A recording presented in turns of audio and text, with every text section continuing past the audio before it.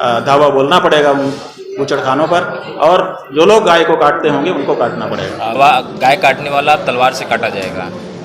हाँ ठीक है ना, तो नहीं काटा जाएगा। हम आपकी माँ को कोई काटता हो, आप क्या करोगे बताओ? अभी भी हम कहते हैं कि समय है बंगाल के हिंदू खड़े हो जाए गौ रक्षा के लिए। हिंदू इसलिए मारे जा रहे हैं कि वो कमजोर हैं। ये तो क्या गलत हो रहा है? आपकी डेमोग्राफी क्यों नहीं चेंज हो रही है? आप क्यों 2 बच्चे पर रुक जा रहे हो? आप बताओ।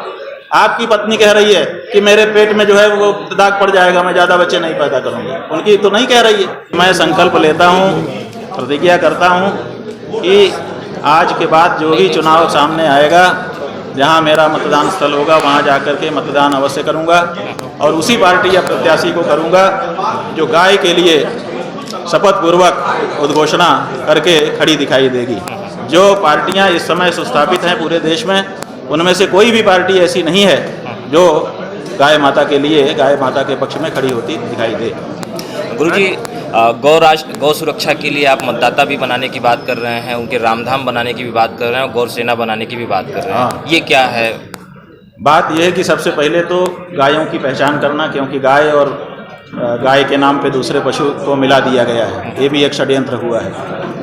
तो पहले तो गाय और गवै की पहचान करना, उसमें से जो शुद्ध देशी गाय है हमारी, जिसमें वेदोक्त लक्षण घटित होते हैं, जिसका मूत्र और गोबर पवित्र माना जाता है, उसकी सेवा के लिए अपने आप को आगे करना, ताकि वो इधर उधर ना जाए, कसाई के हाथ में ना चली जाए, उसका संरक्षण करना। और साथ ही साथ जो बूचड़खाने ये कहते हैं कि हमको तो लाइसेंस है गाय काटने, तो अब सरकारें तो सुन नहीं रही हैं, वो तो बाद में सुनेंगी, जब हमारे वोट से बनेंगी तब सुनेंगी। तब तक हम क्या करें? क्या तब तक हम चुप हो जाएं? तो इसीलिए हम नोटिस देंगे, पहले गौ रक्षा सेना गठित करेंगे, कुछ जवानों को तैयार करेंगे कि हम आगे बढ़ेंगे हिम्मत से, और उसके बाद हम उनको नोटिस देंगे कि हमारी सेना तैयार है, हम आपके ऊपर धावा बोल सकते हैं। आप बाकी जो कर रहे हैं अभी हम उतना नहीं बोल रहे हैं, लेकिन हमारी जो रामा गाय है उसको काटना बंद करिए।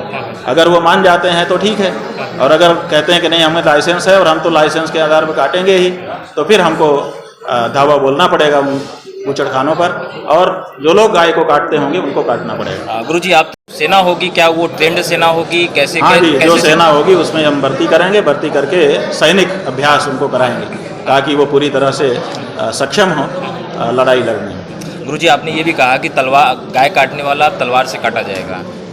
हाँ ठीक है ना, तो नहीं काटा जाएगा। हम आपकी माँ को कोई काटता हो, आप क्या करोगे बताओ? आपकी माँ को कटता देख पाओगे? नहीं देख पाओगे बंधु। अभी भले हाँ कह दो, लेकिन जब मौका आ जाएगा ना तो नहीं सह पाओगे।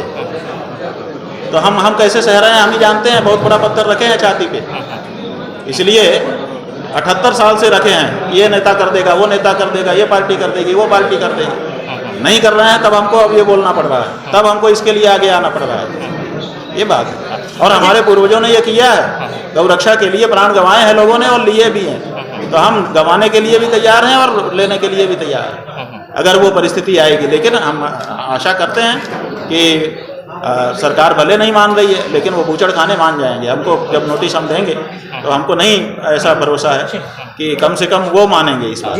गुरुजी, डेमोग्राफी बहुत तेजी से खुलेगा। ट्रेनिंग सेंटर कहाँ खुलेगा? वाराणसी पायलट जिला है हमारा।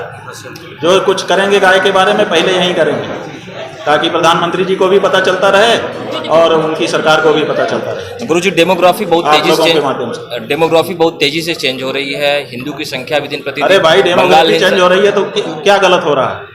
आपकी डेमोग्राफी क्यों नहीं चेंज हो रही है? आप क्यों 2 बच्चे पर रुक जा रहे हो? आप बताओ।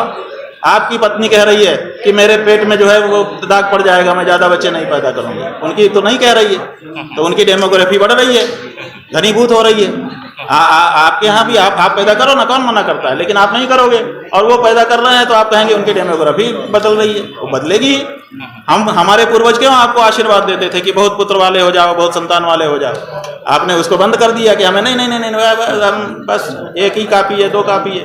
तो जब आप इस तरह से नाक बाँह सिकोड़ रहे हो बच्चों से, तो स्वाभाविक है कि आपकी डेमोग्राफी कमज़ोर होगी, उनकी घनीभूत होगी। वो लोग समझते हैं कि लोकतंत्र में एक बच्चे का क्या महात्म्य है। आप नहीं समझ रहे हो, और नहीं समझने का परिणाम आप ही को भोगना पड़ेगा। और किसको भोगना पड़ेगा बताओ?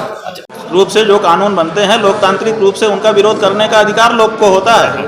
तो इसमें क्या दिक्कत है? लोकतंत्र में तो ये होता ही रहेगा। हाँ, लेकिन विरोध स्वरूप हिंदू मारे जा रहे हैं मुर्शिदाबाद। भाई आपने हिंदू देखा- इसलिए नहीं मारे जा रहे हैं कि कानून है, हिंदू इसलिए मारे जा रहे हैं कि वो कमजोर हैं। हाँ, हाँ, उन्होंने अपने पराक्रम को छिपाया हुआ है, वो समझते ही नहीं है कि मेरे अंदर बल है। और अगर उनके प्रतीकों पर जब हमला हुआ था उसी समय वो खड़े हो जाते तो आज ये नौबत नहीं आती। उनकी गौ माता बंगाल में कब से मारी जा रही है, लाखों की संख्या में मारी जाती है, लेकिन कभी हिंदू खड़ा होता है? वहाँ नहीं खड़ा होता। तो जब अपने प्रतीकों की रक्षा के लिए आप नहीं खड़े होंगे तो फिर आपके ऊपर आक्रमण होगा। वो हो रहा है।